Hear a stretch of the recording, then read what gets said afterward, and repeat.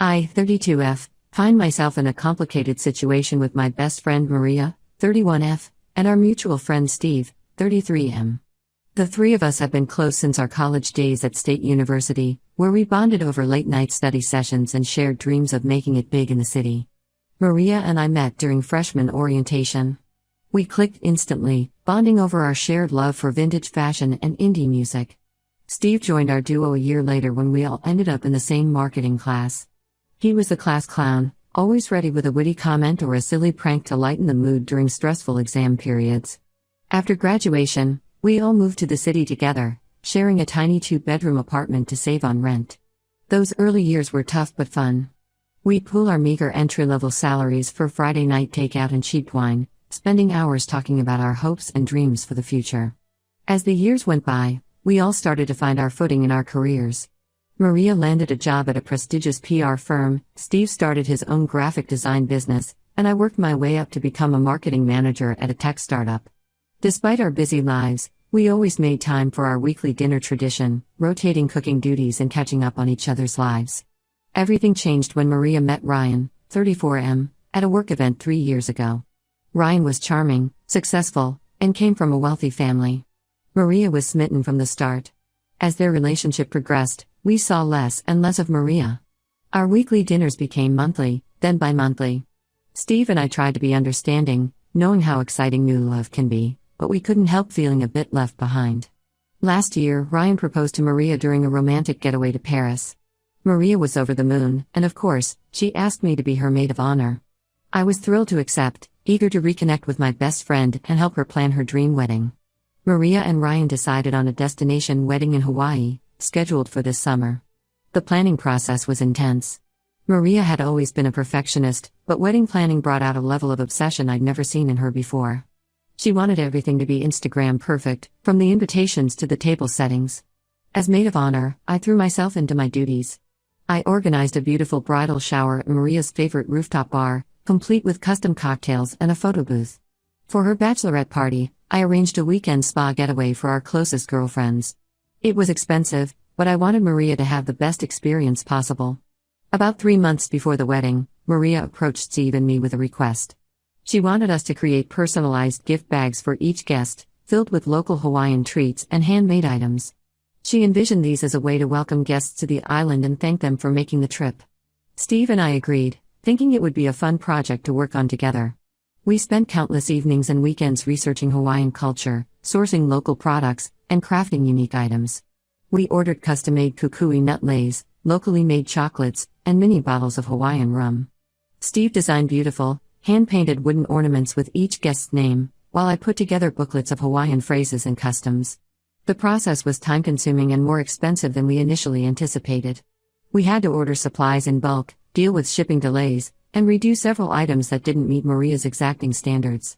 By the time we finished, Steve and I had spent around $2,000 on materials alone, not counting the hours of labor we put in. A month before the wedding, Maria called me, bubbling with excitement. Her parents, who had initially offered to pay for just the venue, had decided to cover the entire cost of the wedding as a gift. Maria was ecstatic because it meant she and Ryan could upgrade several aspects of their wedding, like hiring a live band instead of a DJ and adding a photo booth. I was genuinely happy for Maria, but I also saw an opportunity. I mentioned that Steve and I had already spent quite a bit on the wedding favors, and suggested that maybe she could reimburse us for the materials since she now had extra money in her budget. Maria got quiet and then said she'd think about it. A week later, Maria called again, but this time her tone was completely different. She sounded annoyed and accused me of being greedy. She argued that as her maid of honor and best friend, I should be willing to contribute to her special day without expecting anything in return. She reminded me of all the times she had been there for me, like when she helped me move apartments or when she supported me through my breakup with my ex-boyfriend 2 years ago. I was hurt and confused by her reaction. I tried to explain that $1,000 was a significant amount for me, especially with the added costs of traveling to Hawaii for the wedding, buying a bridesmaid dress, and all the other expenses that come with being in a wedding party. But Maria wouldn't budge. She accused me of trying to ruin her wedding and said she was disappointed in me for putting money above our friendship. The situation escalated when Steve found out about Maria's refusal to reimburse us. He was furious, feeling that Maria was taking advantage of our friendship. He threatened to not attend the wedding, saying he couldn't support someone who treated her friends this way. Maria's response was to uninvite both of us, claiming she didn't want negative energy at her wedding. Now, 3 weeks before the wedding, I'm left feeling hurt, angry, and $1,000 poorer. The money is a significant hit to my savings, which I'd been building up to finally take that photography course I've been dreaming about for years. Steve is encouraging me to sell the wedding favors online to recoup our costs, but I feel that would be a petty move and might permanently damage my friendship with Maria. Our friend group is divided over the issue. Some, like our college friend Mia, 32F, are siding with Maria, saying that as her maid of honor, I should have been willing to spend the money as a gift. Others, like our former roommate Tyler, 33M, think Maria is being unreasonable and entitled. I'm torn about what to do. Maria and I have been through so much together, from celebrating job promotions to consoling each other through family troubles. She was there for me when my dad was diagnosed with cancer 2 years ago, spending nights with me at the hospital and helping me manage work while I cared for him. Can I really throw away over a decade of friendship over this? But at the same time, I can't help but feel that Maria's behavior has revealed a selfish side of her that I've never seen before. Is this who she truly is? Or is it just wedding stress bringing out the worst in her? I'm at a loss. Should I try to make amends and salvage our friendship? Should I follow Steve's advice and sell the wedding favors to recoup our costs? Or should I just cut my losses and move on, accepting that sometimes friendships run their course? Any advice would be greatly appreciated. I feel like I'm losing not just my best friend, but a part of my history and identity as well. Update 1, it's been 2 weeks since my original post, and I want to thank everyone for their advice and support. Your perspectives have really helped me navigate this difficult situation. A lot has happened, and I wanted to give you all an update. After much reflection, I decided to reach out to Maria one last time. I sent her a long email explaining my feelings and why I felt hurt by her actions. I reminisced about our friendship from the time we first met at freshman orientation, bonding over our shared love for obscure indie bands, to the support we've given each other through various life challenges. I emphasized that I valued our friendship and wanted to find a way to resolve this issue. To my surprise, Maria responded within a few hours. Her email was a mix of apology and justification. She admitted that she had been stressed about the wedding and took it out on me unfairly. She confessed that the pressure of planning a destination wedding, combined with trying to impress Ryan's wealthy family, had been overwhelming her. However, she still maintained that as her maid of honor, I should have been willing to cover the cost of the favors as a show of support. We agreed to meet for coffee at our old favorite cafe, the same place where we used to study during college and later catch up when our busy lives kept us apart. Walking in, I was flooded with memories of late-night study sessions and weekend brunches spent gossiping about our latest crushes. The conversation was tense at first. Maria looked tired, with dark circles under her eyes that her usual flawless makeup couldn't quite hide. She revealed that she felt immense pressure from Ryan's family to have a perfect wedding. His sisters had both had lavish ceremonies, and she felt she needed to measure up. This pressure had led her to upgrade various aspects of the wedding when her parents offered to cover the full cost.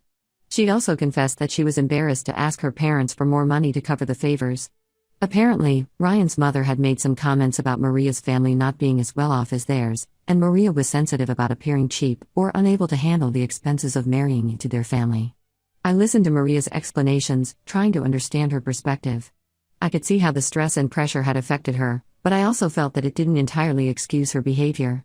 I explained that while I understood her situation, $1,000 was a significant amount for me. I told her about the photography course I had been saving up for, and how this unexpected expense had set back my plans. We went back and forth for a while, rehashing old memories and discussing how our friendship had changed since Maria started dating Ryan.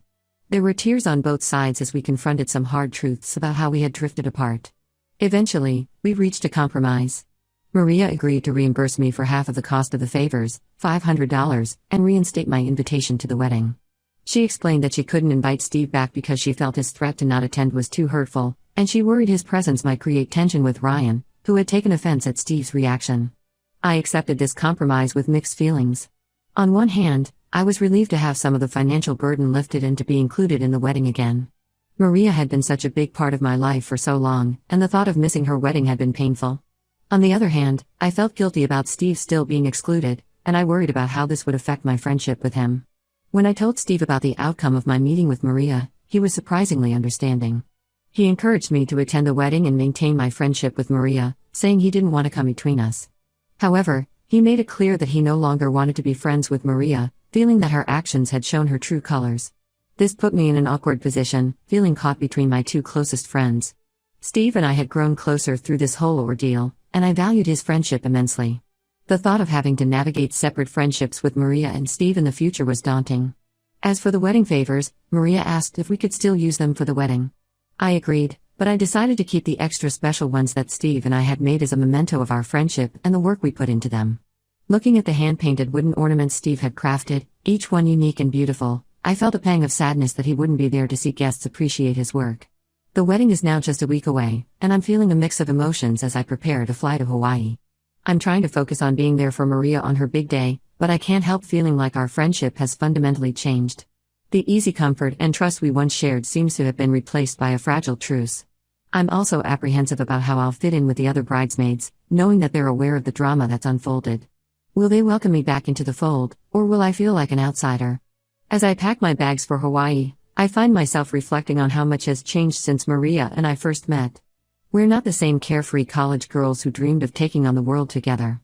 We've grown up, our lives have taken different paths, and maybe this whole wedding drama is just a symptom of how much we've grown apart. I'll update again after the wedding to let you know how it all turns out. Thank you again for all your support and advice. It's been incredibly helpful to have this community to turn to during such a confusing and emotional time. Update 2, I'm back from Hawaii, and wow, what a roller coaster of emotions this trip has been. The wedding itself was beautiful, but the events surrounding it have left me with a lot to process. I arrived in Hawaii 2 days before the wedding, the humid air hitting me as soon as I stepped off the plane. The resort where the wedding was being held was stunning, with pristine beaches and lush tropical gardens. Under different circumstances, I would have been thrilled to spend a week in such a paradise. Maria seemed happy to see me when I arrived, greeting me with a hug that felt only slightly forced. However, there was an undeniable tension between us.